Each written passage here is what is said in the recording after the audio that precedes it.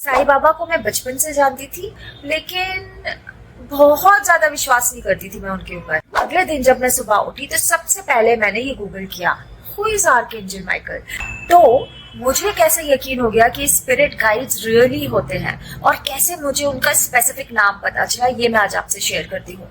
ये है spirit guides part 3। अगर आपने पार्ट 1 और पार्ट 2 नहीं देखा है तो प्लीज इससे पहले उसे देख लीजिएगा।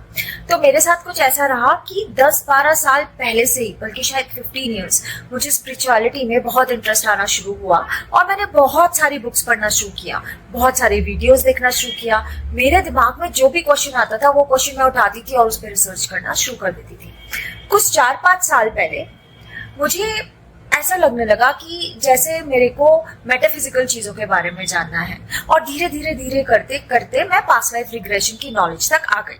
जब मैंने पास्ट लाइफ रिग्रेशन के बारे में जानना शुरू किया तो मेरे को ऐसा लगा कि मुझे सिर्फ रिग्रेस नहीं होना है। It's not that I only want to know about my life, I want to know the in depth, the logic behind past life regression, how things happen the way they happen, and etc.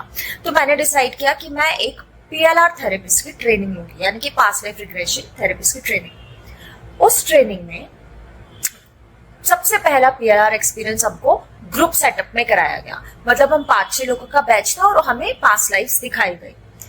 जब मैंने वो session start किया तो मुझे लगा कि मैं नहीं देख पाऊंगी पास्ट लाइफ, क्योंकि हम बहुत डाउट करते हैं ना अपने ऊपर। पर एक्चुअली मैंने मेरी पास्ट लाइफ देखी। अब वो लाइफ देखने के बाद जब इस लाइफ में वापस आना था तो इन दोनों लाइफ्स के बीच का एक फेज होता है जिसको कहते हैं लाइफ बिटवीन लाइफ फेज। वैसे मेरे क्लाइंट्स मुझे कहते हैं कि मेरे द्वारा किया गया जो PLR सेशन है उसमें जो लाइफ बिटवीन लाइफ सेशन है वो बहुत अच्छा होता है, and I feel really glad. Anyways, मैंने मार्केटिंग कर दी, but that was not my intent. तो उस लाइफ बिटवीन लाइफ में आप अपने स्पिरिट गाइड से मिलते हैं। अब वो कोई भी हो सकता है, आपके एंसेस्टर्स हो सकते हैं, आपके ग्रैंड पेरेंट्स हो सकते हैं, if your mother and father are not there in the body, in the physical reality right now, वो भी हो सकते हैं। आपके इष्ट देव हो सकते हैं, ईश्वर हो सकते हैं, कोई भी हो सकता है। ऐसा भी कोई हो सकता है जिसको आप जानते नहीं हो। तो मेरे साथ क्या हुआ, मुझे पता चला कि मेरे 2 स्पिरिट गाइड्स हैं।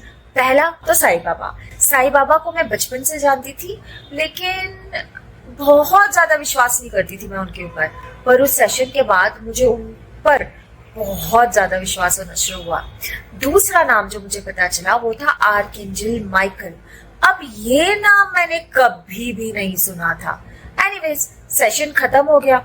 उस सेशन में मुझे इस लाइफ से रिलेटेड बहुत कुछ बातें पता चली और मैं आधे दिन बहुत इमोशनल रही। अगले दिन जब मैं सुबह उठी तो सबसे पहले मैंने ये गूगल किया, who is Archangel Michael, and then I got to know that he is deity. Hinduism में जैसे हम deity बोलते हैं, like that in Christianity side, तो जैसे हनुमान जी हो गए, काली माँ हो गई, कुछ वैसे आर्कएंजल माइकल है क्रिश्चियनिटी साइड में।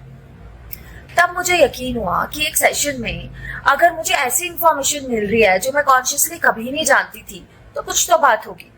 अब उसके बाद क्या होना शुरू हुआ कि मैं ब्रह्म कुमारी से जुड़ी हुई हूँ और हम लोगों को ईश्वर बताया जाता है, पॉइंट ऑफ लाइट, तो रेकी में भी हम यही करते हैं कि हम लाइट को, एक प्योर लाइट को अटमोस्ट इम्पॉर्टेंट मानते हैं, ठीक है, और उस लाइट से हम हीलिंग करते हैं। तो ऐसे देखा जाए तो हर जगह सब कुछ लाइट का ही है। ऐसा कहते हैं कि हमारी बॉडीज भी लाइट बॉडीज होती है। तो अब मुझे क्या दिखने लगा कि मैं जब भी आंखें बंद करती थी और मेडिटेशन करने की कोशिश करती थी या गाइडेंस मांगने की कोशिश करती थी तो मुझे बाय डिफॉल्ट वो बाबा की तस्वीर जो ब्रह्मा कुमारी से हमें मिलती है वो दिखती थी और उनके नीचे साईं बाबा और आर्कएंजल माइकल दिखते थे। तो मुझे ऐसी फीलिंग आने लग गई कि जैसे this is my team and they are working for me, they are guiding me, they are telling me what to do and what not to do. और ऐसे मेरे साथ बार बार हुआ। शुरू में एक्सेप्टेंस नहीं आया, धीरे धीरे मैंने एक्सेप्ट किया। अब जब भी मुझे कोई भी प्रॉब्लम होती थी तो मैं आर्कएंजल माइकल और साईं बाबा से ही पूछती थी। मेडिटेशन करती थी तो बाबा को ध्यान में रख के मेडिटेशन करती थी। ऐसा रहा। हर बार जब भी मैंने गाइडेंस ली मुझे एंजल नंबर्स दिखना शुरू हुए और इतने एंजल नंबर्स दिखना शुरू हुए कि मुझे एंजल नंबर्स के बारे में गूगल करना पड़ गया। तो मेरे को 1111 दिखता था, 222, 333, 555, 144, 369, 696, 969। ओ माय गॉड, एक के बाद एक मेरे को एंजल नंबर्स दिखने शुरू हुए। तो लाइफ में सिंक्रोनिसिटीज कुछ ऐसी होना शुरू हो गई उस सेशन के बाद कि धीरे धीरे धीरे धीरे ओवर द पीरियड मुझे रियलाइज हुआ कि okay, spirit guides are there. So this is my story. In next reel, I would share some more details with you, and I'll also try to share that if not past life, how can you connect to your spirit guides consciously.